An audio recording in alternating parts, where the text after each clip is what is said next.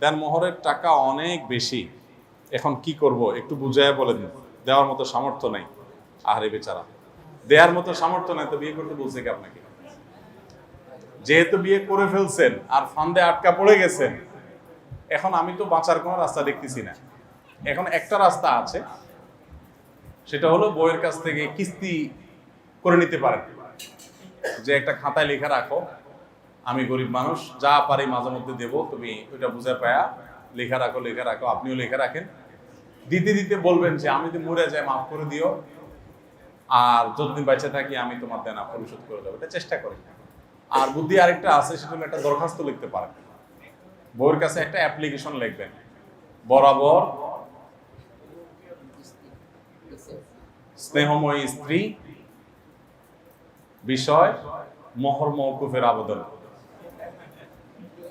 জনাবা যথাবিহিত সম্মান প্রদর্শন পূর্বক নিবেদন এই যে আমি অদম গরিবের ছেলে, বা আমি নিজে গরিব মানুষ, বিয়ের সময় বুঝে উঠতে পারি নাই, মুরব্বীদের ফুসলানিতে অনেক বেশি মোহরে রাজি হয়ে গিয়েছিলাম, কিন্তু এখন আমার দেওয়ার সামর্থ্য নাই। আপনি আপন অনুগ্রহে আপনার অধিকার মোহর থেকে কিছুটা কমাইয়া দিয়া আমার প্রতি অনুগ্রহ করিয়া বাধিত করিবেন। বিনীত আপনার গরিব স্বামী। এরকম একটা দরখাস্ত লেখার পর স্ত্রী যদি মায়া করে দয়া করে বলে ঠিক আছে, সাইন দিয়ে বলে যে ঠিক আছে 50% মওকুফ করা হলো, 100% আরেক দেখছেন ফুল ফ্রি চায়।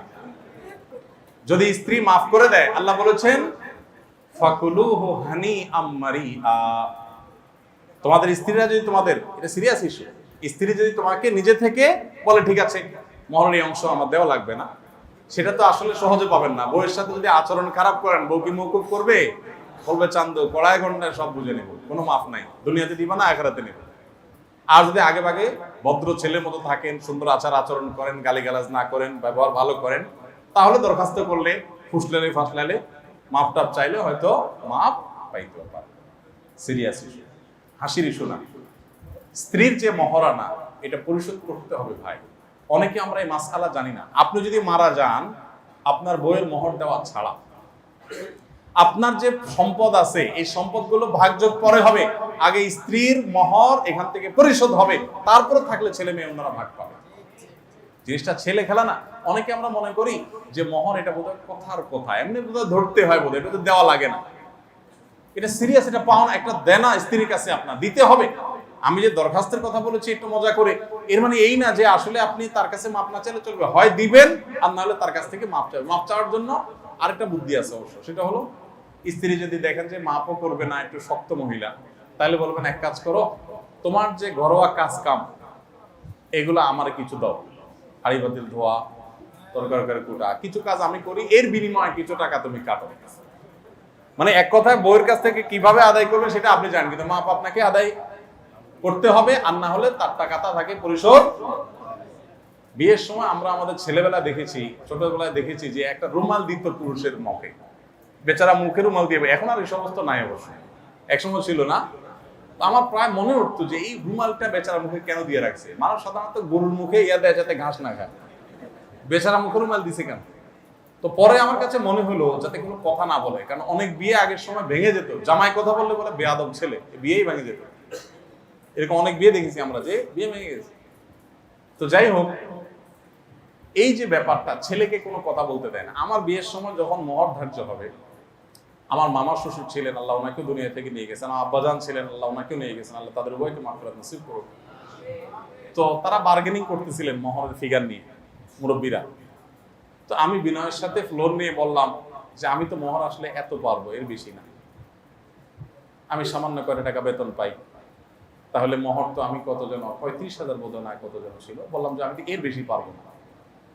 তো তারা, আমার মামা শ্বশুর বলতেছিল না এটা কি হয় নাই, কারণ দেখেন মোহরটা আমার দেওয়া লাগবে, এটা আপনার ইস্যু না, আপনি দেওয়া লাগবে না, আপনি জোর করে চাপাই দিলে তো হবে না, আমি এর বেশি পারবো না। তো এখন পরে আলহামদুলিল্লাহ আমার কথা অনুযায়ী হয়েছে। এখন অনেক মুরব্বীরা আছে, এখানে ছেলে কথা বললে বলবো বেয়াদব, এখানে শুধু বেয়াদবের ইস্যু নয়, শুধু বাবা আমার দেওয়া লাগবে, এটা আপনি আমাকে বাধাই দিলে তো হবে না। এই জন্য ছেলেরা মোহর ধরার সময় অনেকে ভাবের জন্য মোহর ধরে, এ তোমার বিয়ের মোহর কত? 30 লাখ 5 টাকা, 10 লাখ 1 টাকা। এর পেটে পানা দিলে 10 টাকা বাইর হবে না। মোহর কত? 10 লাখ 5 টাকা। এটা দুর্ভাগ্যজনক। মোহর এটা ফ্যাশনের বিষয় না। অনেকে মনে করে মোহর এটা, অনেক মেয়ের বাবারা এই ভুলটা করে, মনে করে যে মোহরটা হলো সিকিউরিটি মানি। এটা ভুল। মোহর কোনো সিকিউরিটি মানি না। মনে করে যে তালাক দিতে পারবে না, বেশি মোহর হলে মোহর দেওয়ার ভয়ে তালাক দিতে পারবে না। খুবই দুর্ভাগ্যজনক একটা ব্যাপার। আপনি বিয়ে দেওয়ার আগেই তালাকের চিন্তা করতেছেন, নেগেটিভ চিন্তা করতেছেন। মনে রাখবেন, যে বিয়ে ভাঙবে ওটা 10 কোটি টাকা মোহর হইলেও ভাঙবে, আর যেটা ভাঙবে না ওটা অল্প থাকলেও ভাঙবে না। এখানে অনেক মুরব্বীরা আছেন, তাদের মোহর অনেক কম ছিল। বাবাজি, আপনার মোহর কত ছিল? কত দিয়েছেন সেটা বলেন। দিছেন না দেন নাই? কত?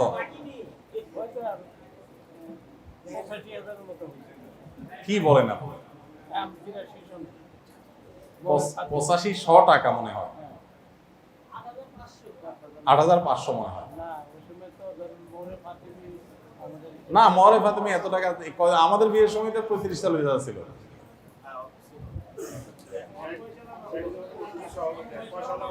পয়সালা মানুষ না তো, আপনি এত কম দেওয়া ঠিক হয় নাই।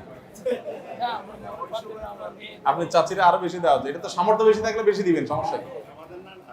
আচ্ছা, এখন দিয়ে দিন, এখন দিয়ে দিন। অনেকেই আছেন, অনেক মুরব্বীরা আছেন যে 5 টাকা 10 টাকা 20 টাকা সে আমলে মোহর ছিল, তাদের বিয়ে কি সব ভেঙে গেছে? এখনকার পোলাপান 20 লাখ 30 লাখ ভাঙে মোহর দেয়, 1 বছর না যদি বিয়ে ভেঙে যায়। তাহলে বোঝা গেল যে মোহর বেশি হলে যে টিকবে এমন কোনো কথা। মেয়ের বাবারা যারা এসব চিন্তা করেন, এগুলো ভুল চিন্তা করবেন। আর ছেলেরাও মোহর ফ্যাশনের জন্য 10 লাখ 20 লাখ ধরেন, মনে করে যে ভাবচক্কর, সে যে আসলে ফাঁসে যাচ্ছে নিজে টের পাচ্ছে না। এই জন্য খুব